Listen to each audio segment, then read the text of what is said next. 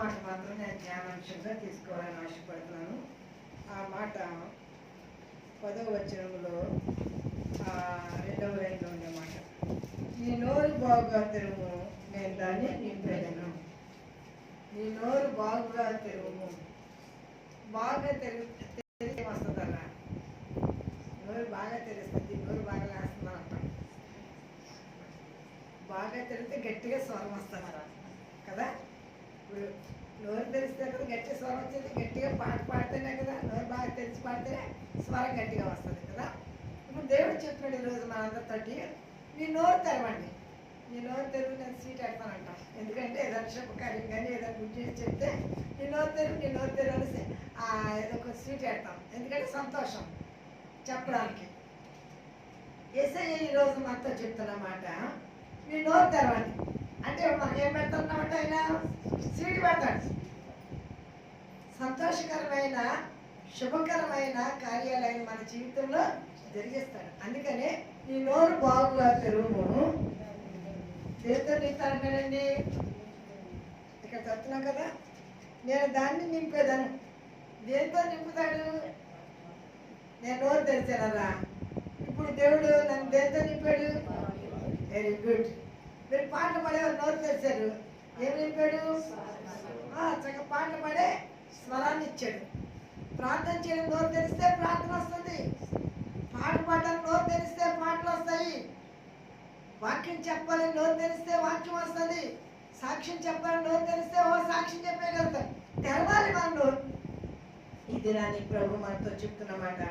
ఈరోజు దీనికి నేను పెట్టే టైటిల్, తెరచిన దేవుడు. దేవుడు తెరవాలి.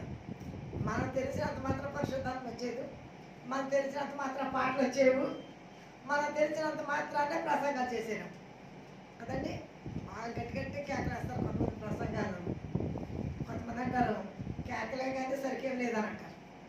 ఎందుకంటే దాంట్లో వాక్యం ఉండాలి, వాక్యంలో సారం ఉండాలి. కనుక ఈరోజు తెరిచిన దేవుడు, తెరవబడిన జీవితాల గురించి కొన్ని ఆలోచన చేద్దాం. నెంబర్ 1, అపోస్తలుల కార్యముల గ్రంథము 16వ అధ్యాయము 14వ వచనం. ఇక్కడ ఒక స్త్రీని మనం చూస్తాం, మనందరూ తెలిసిన విషయాలే. లూదియా అనే స్త్రీ.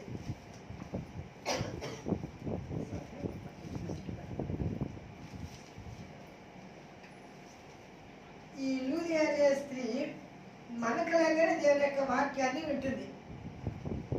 మనకలాగే దేవుని యొక్క వాక్యాన్ని వింటుంది. ఎక్కడ వింటుంది అని అంటే, పౌలు గారు మీటింగ్ కొరకని వచ్చారు, ఇంకా సమయం ఉన్నది.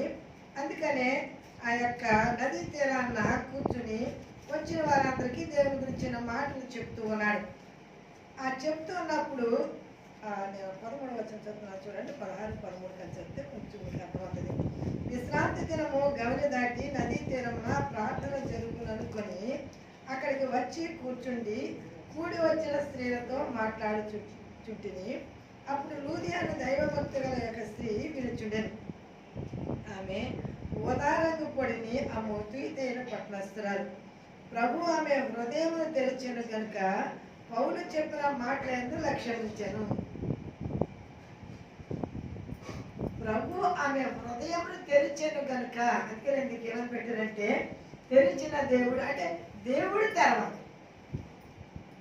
మన నోరు తెరిచిన దేవుడు మన హృదయాన్ని తెరవకపోతే హృదయాన్ని మనం తెరుచుకోలేదు. నోరు తెరవగలం, కళ్ళు తెరవగలం, కానీ మన హృదయం తెరవాలి అని అంటే అది దేవుడు తెరవాలి. హృదయం మన చేతిలో లేదు, నోరు మన చేతిలో ఉంది, అవయవాలు మన చేతిలో ఉన్నాయి తెరవడానికి, కానీ హృదయం మాత్రం మన చేతిలో లేదు. ప్రభు ఆమె హృదయాన్ని తెరిచిన కారణం బట్టి ఆ విన్న వాక్యం హృదయంలో పడింది. దేవుడు వెనుకలుగా హల్లెలూయా. వాక్యముని శ్రద్ధగా వింటుంది, చాలా మంది వింటున్నారు, కానీ ఆమె శ్రద్ధగా వింటున్నప్పుడు దేవుడు తన హృదయాన్ని తెరిచాడట. ఎందుకంటే మేము స్పీకర్లుగా చాలా మందిని వాక్యం వినేవాడిని చూస్తూ ఉంటాం. ఎవరు శ్రద్ధగా వింటున్నారు, ఎవరు ఆలోచనగా వింటున్నారు, ఎవరు వచ్చారు కనుక ప్రార్థన కనుకొని కూర్చుని నిద్రపోతా వింటున్నారు, ఇలాగా అందరినీ చూస్తూ ఉంటాం కదా. శ్రద్ధగా ఆసక్తిగా ఎవరు పెట్టారో వాళ్ళ వైపు చూసి వాక్యం చెప్తూ ఉంటాం. ఎందుకంటే వాళ్ళు వింటున్నారు కనుక మా మనస్సు కూడా వారితో ఏకీభవిస్తుంది. వేరే వారి వైపు చూసి వాక్యం చెప్పలేం. ఎందుకంటే చెప్పినా వేస్తే మనం చెప్పేది ఎనడలేదు లోపలికి అని అర్థమైపోతుంది మాకు. కనుక వినేవారికి వాక్యం వాళ్ళు ఒక్కన్నారా 100 మంది ఉన్నారు నాకు అక్కర్లా. నేను ఒక్కొక్కరే కూర్చోబెట్టి గంటల వాక్యం చెప్పేస్తాను. వాళ్ళు వినే మనసు ఉంటే శ్రేష్టమైన ఒక్కొక్క మొక్క ఏంటి నాటబడి ఎదిగిందనుకోండి ఎన్ని కాయలు. కనుక వినబడిన వాక్యం మన హృదయంలో నాటబడాలి. లూదియా హృదయంలో దేవుని యొక్క వాక్యము నాటబడి దేవుడు తన యొక్క హృదయాన్ని తెరిచాడు. ఆ వాక్యము నాటబడింది కనుక ఆమె ఆ సేవకులతో చెప్తున్న మాట ఒకసారి వాక్యాన్ని విందాం. ఆమె తన ఇంటి వారును ఇంకా కొంచెం పైన చెప్తాను వినండి. 14 వచ్చిన కాంచి. అప్పుడు లూదియాను దైవభక్తి లేక స్త్రీ వినుచుడెను. ఆమె ఊదారంగు పొడిని అమ్ము తుయితైరు పట్టణస్తురాలు. ప్రభు ఆమె హృదయం తెరిచిన కనుక పౌలు చెప్పిన మాటల యందు లక్ష్యమిచ్చెను. ఆమెయు ఆమె ఇంటి వారిను బాప్తిస్మం పొందినప్పుడు ఆమె, నేను ప్రభునందు విశ్వాసం కలదానని మీరు ఎంచితే నా ఇంటికి వచ్చి ఉండుడని వేడుకొని మమ్మను బలవంతము చేశాను. మొదట హృదయం తెరవబడింది. రెండు, తన ఇంటి తలుపులు తెరవబడాయి. అంటే సేవకుల్ని బలవంతంగా నా ఇంటికి రండి అని సేవకులు తనకి తీసుకెళ్ళి తాను తన ఇంటి వారందరూ బాప్తిస్మం పొందారు. దేవుని మహిమ కలుగాక. హల్లెలూయా. అండి ఇవన్నీ బైబిల్ మీరు చూడండి. పెళ్ళైన తర్వాత ఏదో కార్యక్రమం అయిన తర్వాత బాప్తిస్మం పొందుకుంటాం అని చెప్తూ ఉంటారు. బైబిల్లో ఎక్కడ నమ్ముకున్న వెంటనే బాప్తిస్మం తీసుకున్నట్లునే తప్ప గ్యాప్ ఇచ్చినట్టు మనం చూడం. ఆ జైలు అధికారి వెంటనే ఆ రాత్రి అంటారు. ఆ నపుంసకుడు వాక్యం వింటే ఆ పిలుపు తన రథం మీద వెళ్తున్నప్పుడు నీరు కనబడితే బాప్తిస్మం అంటారు. కొన్నేళ్ళు ప్రార్థన విన్న వాళ్ళు ఆ ఇంట్లో ఉన్న వాళ్ళందరూ పరిశుద్ధాత్మ పొందుకుంటే వీళ్ళకి ఇంకా బాప్తిస్మానికి ఆటంకం ఏముంది, వీళ్ళందరూ బాప్తిస్మం ఇచ్చాడు అన్నట్టు. బాప్తిస్మంలో గొప్ప విషయం. వెంటనే లూదియా ఇంటి వారందరూ బాప్తిస్మం పొంది అంటే ఇంటికి ఏమొచ్చేస్తుంది అనమాట అండి, రక్షణ వచ్చేసింది. తనకు రక్షణ వచ్చింది, తన ఇంటి వారికి ఎప్పుడు ప్రభు తన హృదయాన్ని తెరిచినప్పుడు. నెంబర్ 2 ఆదికాండము 21వ అధ్యాయము 19వ వచనం. సహాయం చేయకుండా ముందు జవాబు తీస్తే నేను ముందుకు వెళ్ళిపోతాను. ఆదికాండము 21వ అధ్యాయము మనకు తెలిసిన సంగతులే. హాగరు పరిస్థితి మనం ఒకసారి ఆలోచన చేద్దాం. హాగరు అబ్రహాం ఇంట్లో ఉన్నంతసేపు ఏంటి సమృద్ధి ఉన్నంతసేపు కడుతారు మన కదండి. మనం అంటాం కదండి, కళ్ళు మూసిపోయి నడుస్తున్నాను కదండి. కళ్ళు మూసిపోయి తిరుగుతున్నారు, కళ్ళు మూసిపోయి మాట్లాడుతున్నారు అంటాం.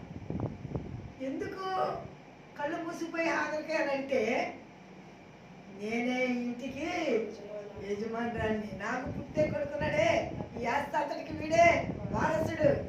ముసలితో ఎంతకాలం బతుకుతుంది? ఎవరు? శారమ్మ. కనుక నాదే ఇదంతా అహం అతిశయం. అబ్రహాం ఇంట్లో ఉన్నసేపు ఆహారం పోట్లేదు అండి, దేనికి లోట్లేదు. అబ్రహాం చాలా గొప్పవాడు.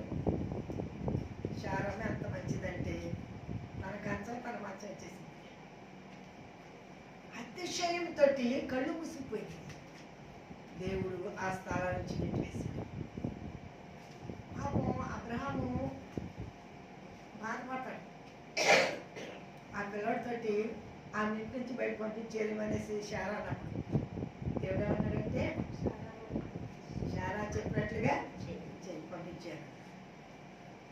ఇప్పుడు కష్టం వచ్చింది, దుఃఖం వచ్చింది, భయం వచ్చింది.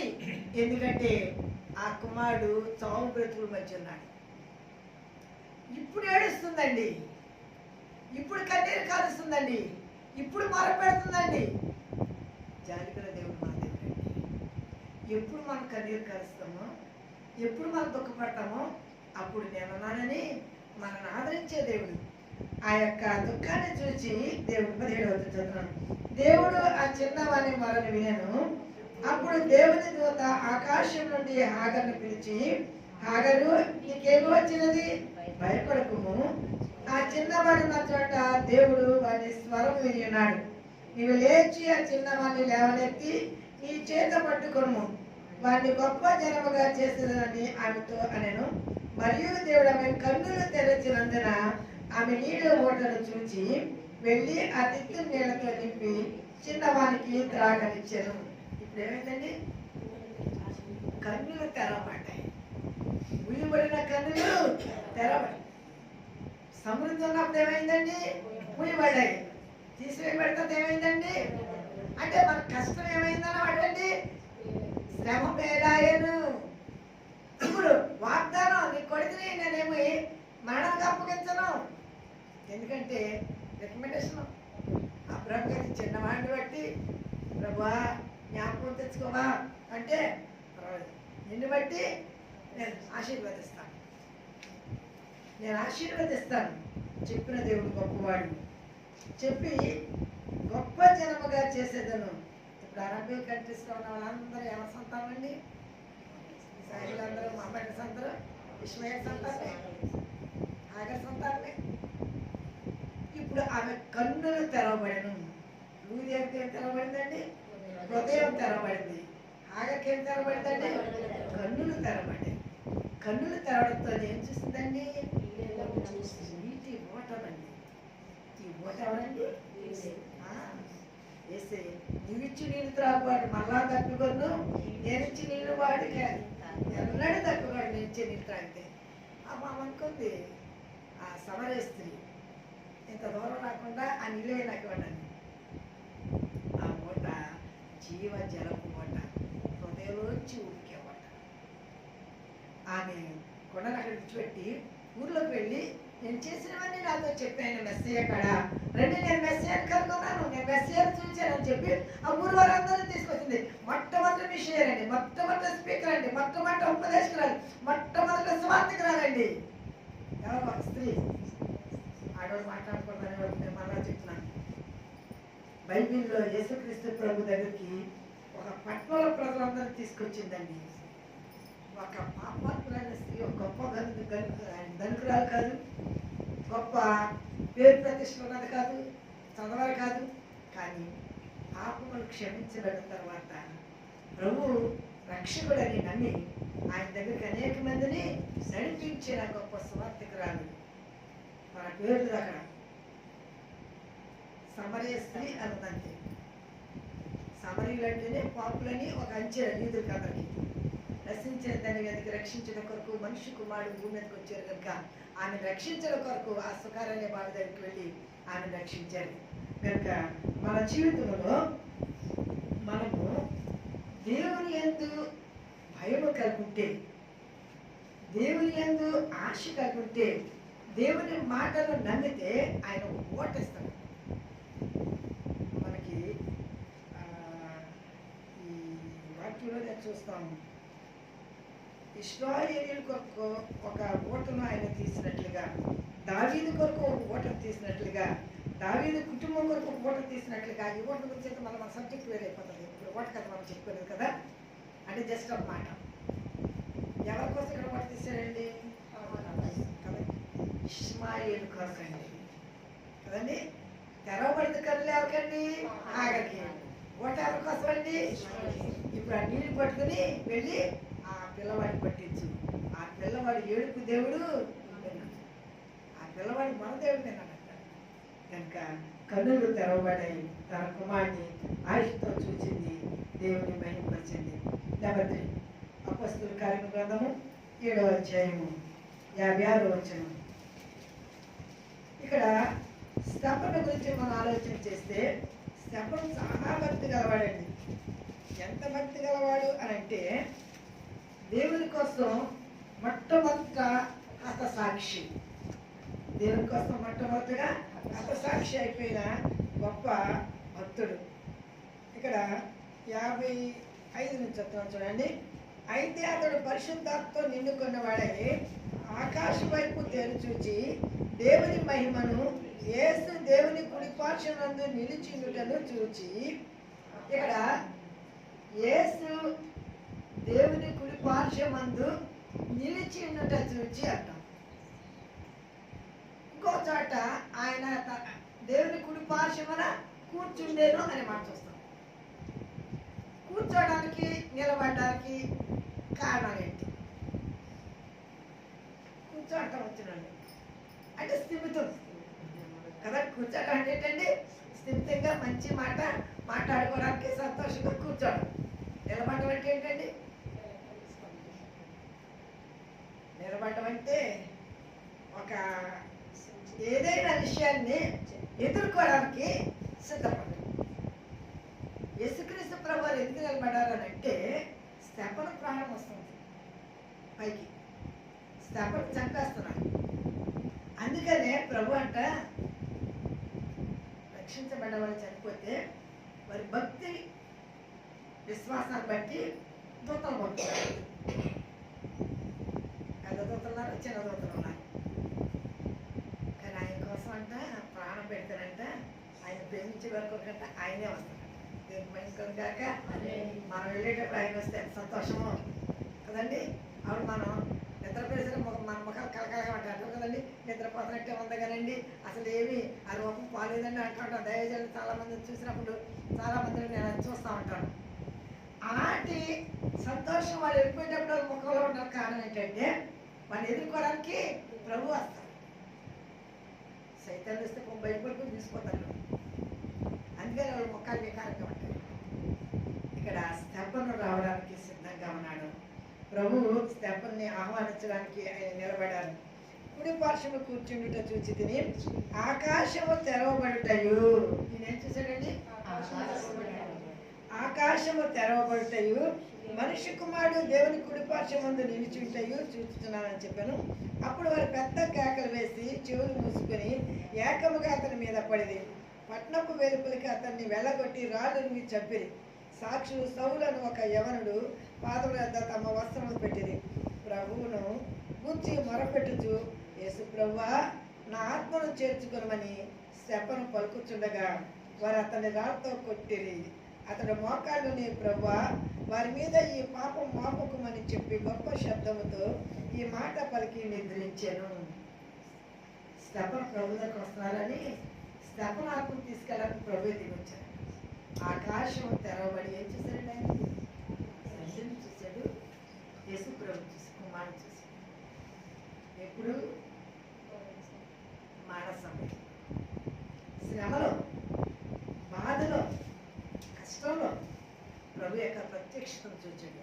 తెరవబడిన ఆకాశము తెరవబడి తండ్రిని చూసిన దృశ్యాన్ని తను చూసినట్లుగా మనం దేవుని యొక్క వాక్యంలో చూడగలుగుతున్నాం. నెంబర్ 4 ప్రకటన గ్రంథము 4వ అధ్యాయము 11వ వచనము.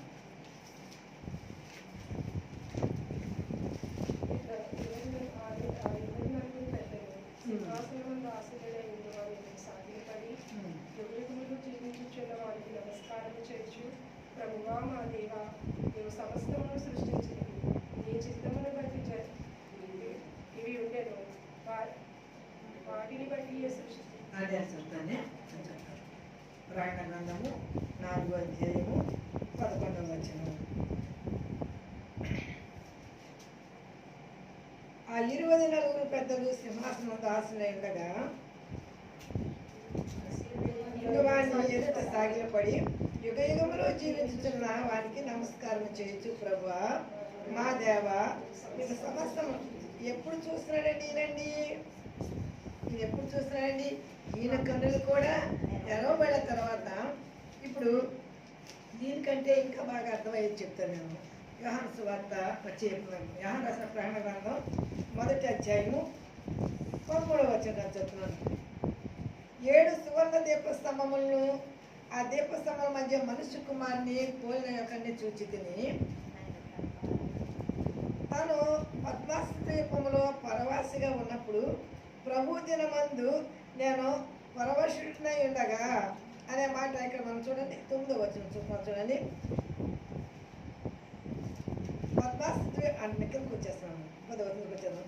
ప్రభు దినమందు ఆత్మోషణ ఉండగా బూరతోని వంటి గొప్ప స్వరము నీవు చూస్తున్నది పుస్తకంలో వ్రాసి ఎఫెసు, స్మరణ, పెర్గము, తుయతైర, సార్దిస్, ఫిలదెల్ఫియా, లవోదికయ అని 7 సంఘములకు గొప్ప మన్యత చెప్పుట నా వెనుక వింటిని. ఇప్పుడు మొదట ఆకాశం తెరవబడింది. ఈ ప్రకటన గ్రంథంలో ఉండే సంగతులన్నిటినీ రాస్తున్నాడు. దేవుని స్వరాన్ని వినబడుతుంది. తను దేవుని యొక్క ప్రత్యక్షతల గురించి ఏమి చెప్పాలని దేవుడు తనకి ఈ యొక్క పరలోకాన్ని తెరిచి చూపించాడో ఆ సంగతులన్నింటినీ అతను తెలియజేస్తున్నట్లుగా మనం దేవుని యొక్క వాక్యంలో చూడగలుగుతున్నాం. ఈ మొత్తం ప్రకటన గ్రంథం అంతా అదే పరలోకం తెరవబడడం, దానిలో ఉన్న సంగతులు రాయడం అనేది మనం దేవుని యొక్క వాక్యంలో చూడగలుగుతున్నాం. కనుక ఇప్పుడు కూడా అతనికి ఎప్పుడండి తనని ఈ పద్మస్త్రీలో పాడేశారు? నూనెలో పోసి కాల్చిన చనిపోలేదు. అప్పుడు తీసుకెళ్ళి ఆ పద్మాసన దీవిలో పాడేసి వచ్చాడు. ఆ శ్రమలో ఆ దుఃఖంలో అతడు ప్రభు దినమందు నేను పరవశుడై ఉండగా ఆకాశము తెరవబడడం, ఆకాశంలో పరలోకాన్ని చూడడం, పరలోకంలో ఉన్న పరిశుద్ధుని చూడడం, పరలోకంలో సంగతులన్నీ రాస్తాడండి. మొదటి అధ్యాయం నుంచి 22వ అధ్యాయం చివరి భాగం వరకు మీరు ప్రకటన గ్రంథాన్ని చదవగలిగితే పరలోకంలో మర్మాలన్నీ రాస్తాడండి. అంత్యకాలంలో ఏం జరుగుతాయో రాస్తాడు. 1000 ఏళ్ల పరిపాలన గురించి రాస్తాడు. సాతాను దాని యొక్క దుస్థితి, దాని యొక్క నరకం ఎక్కడ ఉంటుందో, అది ఎలా ఉంటుందో కూడా అన్ని ప్రకటన గ్రంథంలో ఉంటాయి. ఎప్పుడనంటే తన ఆత్మీయ కన్నులు తెరవబడిన కారణాలను బట్టి అన్ని సంగతులు రాయగలుగుతున్నాడు. తర్వాత లూకాసు వార్త 24వ అధ్యాయంలో పడతాం.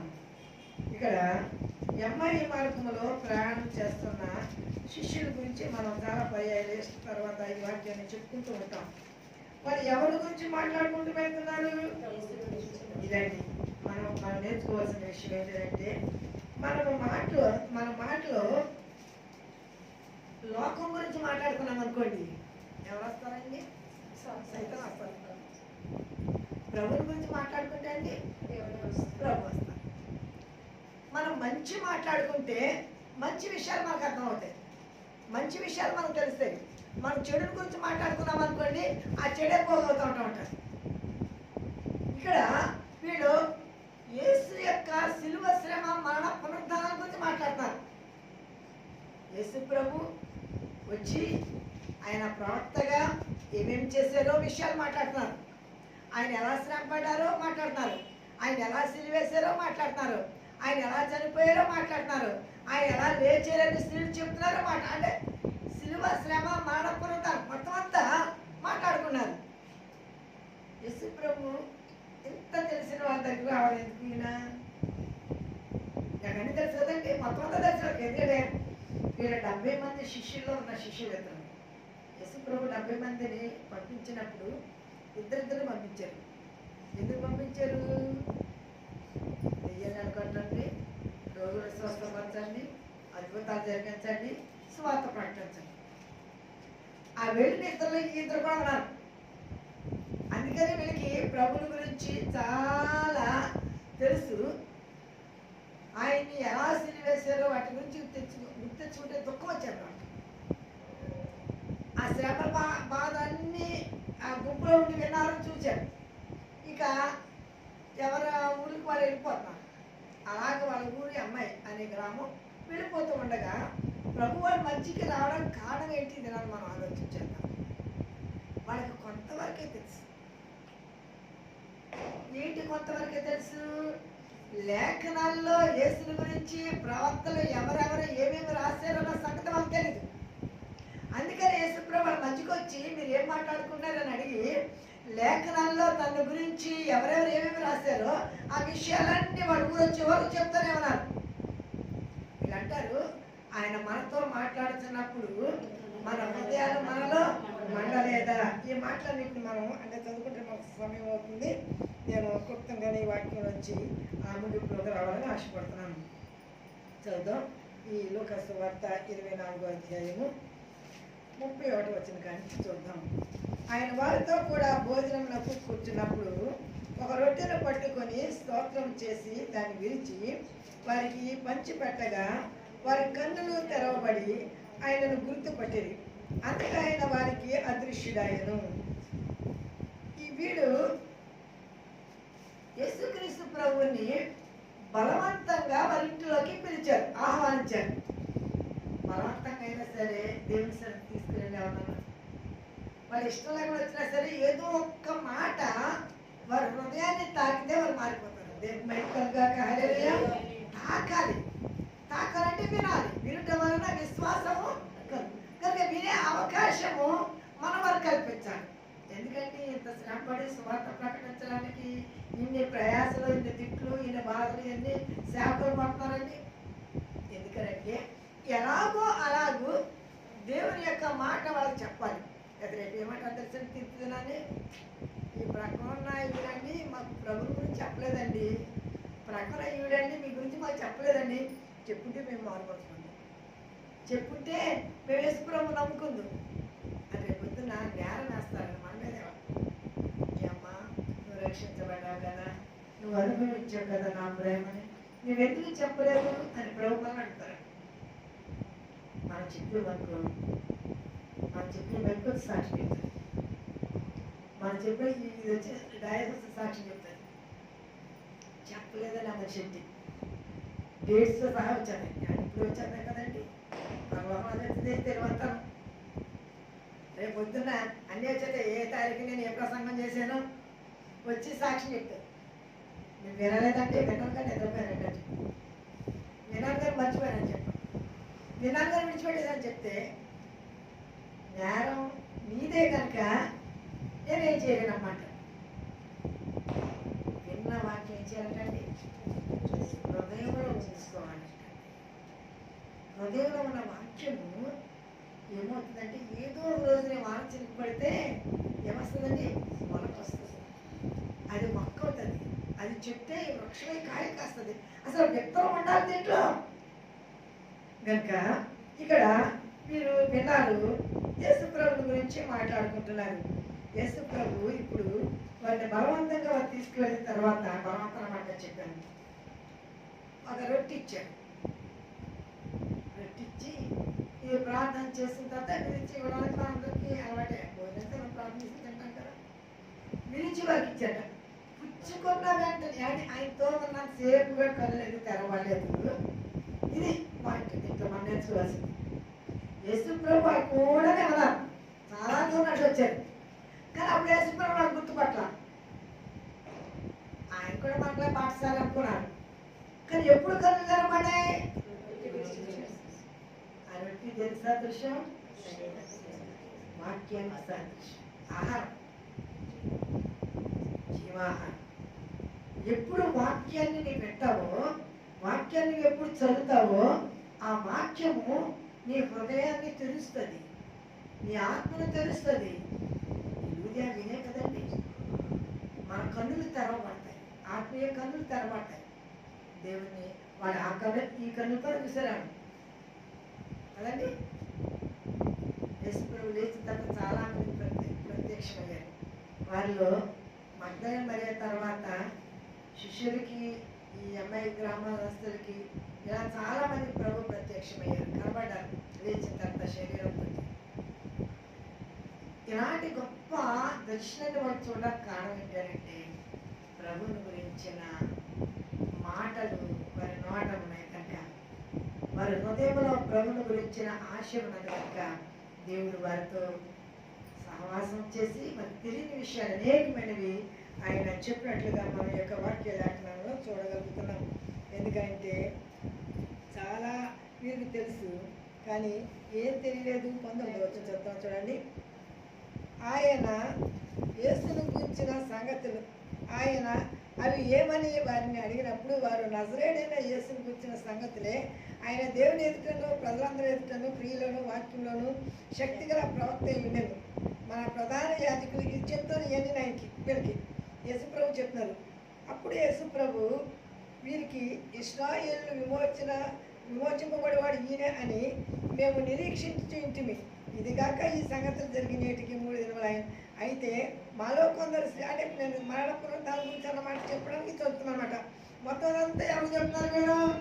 మీరు యేసుప్రభుకే చెప్తున్నారు కనుక ఈ సంగతులన్నీ విన్నప్పుడు ఈ విషయాలు చెప్పిన తర్వాత మనం 25 వచనంలో చూస్తున్నాం చూడండి. అక్కడ అందుకు ఆయన అవివేకులారా, ప్రవక్తలు చెప్పిన మాటలన్నింటినీ నమ్మని మందమతులారా, క్రీస్తు ఇలాగూ శ్రమపడి తన మహిమలో ప్రవేశించుట అగత్యము కదా అని వారితో చెప్పి, మోషేయు సమస్త ప్రవక్తలను మొదలుకొని లేఖనన్నిటిలో తను కూర్చున్న వచన భాగములను వారికి తెలిపాను.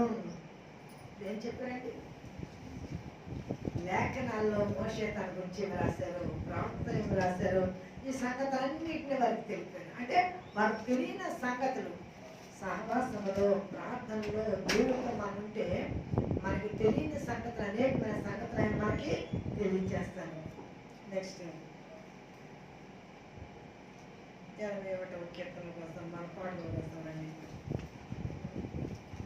దేవుని యొక్క వాక్యాన్ని మనం వినాలి, దేవుని యొక్క వాక్యాన్ని మనము చదవాలి, దేవుని యొక్క వాక్యాన్ని మనము గ్రహించాలి. అప్పుడు దేవుని సంగతులు మనం గ్రహించగలుగుతాం, ఇతరులకి చెప్పగలుగుతాం. నేను ఇప్పుడు మీ ముందు ఒక 5 పెట్టాను కదండి. 5లో నెంబర్ 1 మాట్లాడబడింది యూరియా. ఏం తెరవబడింది? హృదయం తెరవబడింది. నెంబర్ 2 ఆగదు, కన్నులు తెరవబడాయి. నెంబర్ 3 స్తపను, ఆకాశము తెరవబడి దేవుడిని చూచాడు కదండి.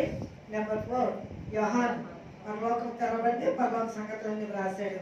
తర్వాత నెంబర్ 5 ఎంఐ శిష్యులు కదా, వారు దేవుడిని చూచారు.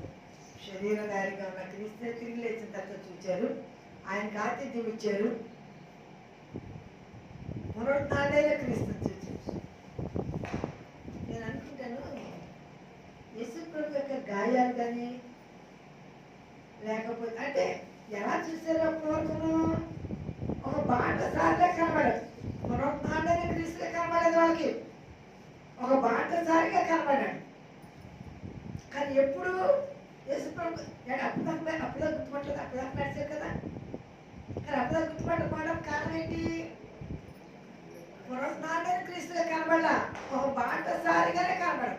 చూడండి, మనకి దర్శనాలు వచ్చినాయి అనుకోండి, మనం ఏ పాస్టర్ గారి మీద లేదా ఎవరి మీద మన యొక్క విశ్వాసం ఉంటుందో వాళ్ళ వేసుకుని మనకి కళ్ళలోకి వస్తూ ఉంటాం.